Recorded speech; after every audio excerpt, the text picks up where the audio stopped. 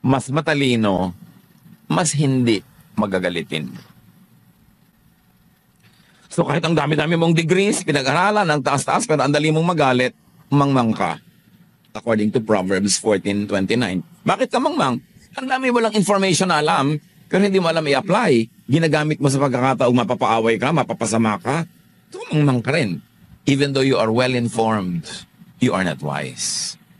So the wise will hold their tongue, the wise will hold their temper, so that they will not get into trouble. Mas matalino, mas hindi magagalitin.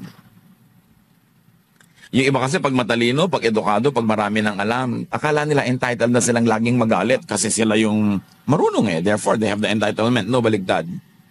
Mas matalino, mas hindi magagalitin. So, sobra ka na pag naggalit mo pa talaga ang tunay na matalino. Yung tunay na mabait, tunay na mabuti, tunay na matalino, nagalit mo pa rin. Sobra ka nang nakakagalit nun. Dapat ka na rin mag-isip-isip. May ibang paniniwala, huwag kang magalit agad. Kaya wala sa lugar yung mga taong mga relihiyoso, tapos nag-aaway-aaway sila.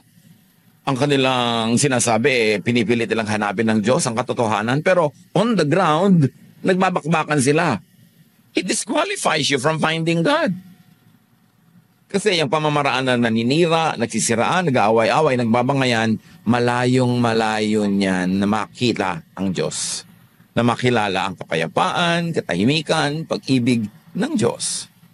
Tulad din ng iba-ibang political beliefs and philosophies, iba-iba ang political party at mga ibinoto, grabeng magbangayan, lalo sa internet. Mga kapatid, sino man ang ibinoto nyo, matagal nang natapos ang eleksyon. Yung nanalo, siya na yung leader nating lahat, kahit binoto mo siya o hindi. Ganun sa demokrasi. Maghabol ka na lang uli sa susunod na eleksyon. Pero pag may nakaupo na, yun ang leader ng buong bayan. Ba't kayo magbabangay-bangayan? Wala kayong mapapalitan. Walang magagawa. Sa demokrasi, pag panalo sa malinis na botohan at malinis na bilangan, yun ang leader ng lahat. Huwag mag-away-away. See you next election. Dapat ganon. Para hindi tayo nagsasakitan, nagagalusan. Napakasakit na ang parehong pag-ibig sa iisang bayan ay umuwi sa mabangis sa paglalaban-laban ng mga mamamayan. Dahil lang hindi mo matolerate ang merong ibang ideya, lalo't kung sila yung nanalo o natalo.